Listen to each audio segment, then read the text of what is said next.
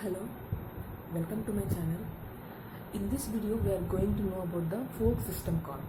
So in the previous videos we have known about what is the process and what is the process life cycle and something about the threads. So in this video we are going to know about the fork system call. So what is the fork system call? So it is nothing but creating a new process, right? So we have seen that. So a program when loaded to the main memory will become a process. That means a process means a running program, right? So whenever a program is loaded from the secondary memory to the main memory, then it will become a process, right? So here the forking means creating a new process. Okay, so it gives the parent process will gives rise to a new child process. So that is called as a forking process. And here it runs concurrent to the parallel process. Okay, so after the parent creates a new child process, then the child process will run the remaining instructions concurrently with the parent. Okay, so that is nothing but concurrently running with the parent process. So after giving birth to a child process, the parent will start executing the remaining instructions concurrently with the child process, and it takes no parameter and returns integer value. Okay, so it doesn't takes any parameter but returns the integer value. That means a parent process or child process will return an integer value. Okay, like 1 and 0. Suppose if the child is not successful, okay, then it will return the negative value. So that's why they have given it will return only integer value. If a child fails in executing the process, if a child fails while executing because of lack of storage space like that, then it will return the negative value. Okay, so these are the ID values of the forking. Okay, so here these are the ID values, that is 1, 0 and negative value. So the parent will maintain the non-zero value, that is the 1, and the child will return 0. Okay, and if the child fails due to lack of some storage space or due to some traps, then it will return the negative value. Okay, and here whenever the process creates the child process, then the changes made by the child is not affected to the parent. Okay, so after creating a new child process, so whatever the applications that we are doing on the child process, it won't affect on the parent process. Okay, and whenever the process creates a new child process, it will give you a copy of the identical address space here. Okay, that means it will give the contents of the stack, register and memory to the child process. Okay, see in the case of so whenever a new child process is created, the parent process will copy the particular data, that is stack value, register value and storage space to the child. Suppose the parent is having the 3 GB of data, 3 GB of memory here. Okay, so after creating a new child process, it will allocate the 3 GB of space for child process also. Okay, we all know that the process will be having the data structure, right? In the data structure we are having the stack, registers, code, text. So these are the parameters in the data structure. So it will copy the entire parameters to the child. After giving the copy of the particular data structure to the child, okay, so the changes, the applications that we are applying on the child won't affect on the parent process. Okay, so this is about the fork system call. And next we are going to see a small example on the fork system call here. Okay, so whenever the fork operation is called, then the particular process will give a child process and the again itself, that is the parent process. Okay, see here we are calling the fork system call 3 times. Okay, so then for the first fork system call, so here in the binary tree. So we are going to draw this example as a binary tree format. Okay, so in the binary tree we are having the levels, right? So level 0, level 1, level 2 and level 3. So here we are having three levels, and for each and every fork system call, it is going to generate the child process and the parent process itself. Okay, so at the level 0, so here we are going to call the fork system call. So the parent process will create a new child process, and we are again going to write the same thing here. The same parent we are going to copy down here. Okay, so here the parent process will return the 1 and child process will return the value 0. Okay, so here the parent process will maintain the data about the child, that is the ID of the child.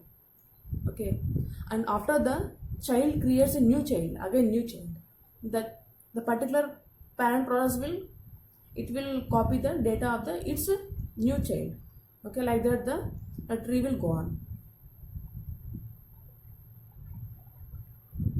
See, the first fork system call we are taking. So for the first fork system call, a new parent process and child process is taken. So a new child process is created and it will return the ID 0 and the parent process will return the ID 1. Okay, so next we are taking the next fork system call, that is second one, fork system call. Okay, so again the fork system call is called and a new child process is created, and again we are going to copy it on the same data here. See, in this binary tree, the left side the child process is taken and the right side we are copying the parent process. Okay, so here for the fork system call, the process is going to give a child process at the left side with the ID value 0, and at the right side we are going to give the process ID value for the parent 1. Okay, and similarly here for the child C1 also, the fork system call will execute. Okay, so we are going to copy the data of the parent, it is a C1 and then C2. Okay, so here we are taking it is returning the value ID value 1 because so it is the parent process now, right? That's why we are taking the ID value as 1, and then the process C2, the new process C2, that is created from the process C1 here. So it is C2 is the child of the C1, so that's why we are taking the ID value as 0. Okay, see here we know that all the process will execute concurrently, right, for the next instruction. So all the process, that is child and parent process, will start executing concurrently. Okay, so like that only. So after executing the fork process, then remaining child process and parent process are executing concurrently. Okay, so next, so we are going to execute the last fork system call. Okay, so again we are calling the fork system call. So here we are having the C1, C2, C3 and the parent process P. Okay, so again we are going to execute this level, that is level 2. So here we are going to execute all the process.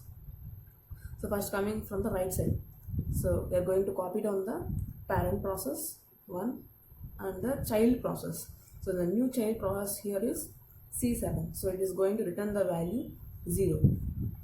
So again so next one C3, so C3 we are going to copy down the same parent value, that is the C3 with the parent value. So since it is the parent, right, now it is giving the birth to new child, that is the C6, so that's why C3 is now parent, C3 is 1, and it has created new child, that is the C6, so that is why the ID is C6, the ID for C6 is 0. The next one C1. Okay, so the C1 is going to create a new process C5 at the left side and the C1 itself. So we are going to give the process ID value here 1 for the parent and the 0 for the child. Similarly for the process C2, we are going to, so it is going to give a new child. It is going to create a new child, that is the C4. So for the child process we are going to execute, we are going to give 0 ID, and for the parent process we are going to give the value 1. Okay, so like this we have executed all the 3 fork system calls. Okay, so here what are the number of child process it has given? Okay, C7, right? C1 to C7. So these are the number of child process, total number of child process. And what is the total number of process in this binary tree? Okay, it is 8, right? C1 to C7 plus the parent process, the initial the main process. Okay, so 7 process plus, that is 7 parent process plus 7 child process plus 1 parent process. Okay, so here we are going to have a 7 child process and 1 parent process. Okay, so that's why we are having a formula here. So total number of child process equals to, here the total number of child process equals to 2 power n minus 1. The total execution time to execute the whole tree, that is to execute all these 3 fork system calls, is 2 power n. Okay, see, so we are going to substitute the given values. So what are the number of fork system calls here? 3. Okay, in the place of n we are going to substitute the 3 here. So that is 2 cube minus 1. So 8 minus 1 equals to 7.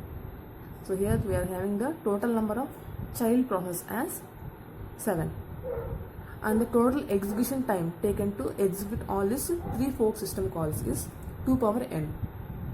Okay, so here 2 power 2 cube, that is equal to 8. So we are going to get the total amount of execution time as 8 units here. Okay, so total execution time, so we can calculate it manually, or else if the numerical is given with the highest number of fork system calls, then we can directly calculate using this formula. Okay, so here total execution time is nothing but 7 child process plus 1 parent process. Okay, and thanks for watching my video. Please do subscribe, share, like and comment. Thank you.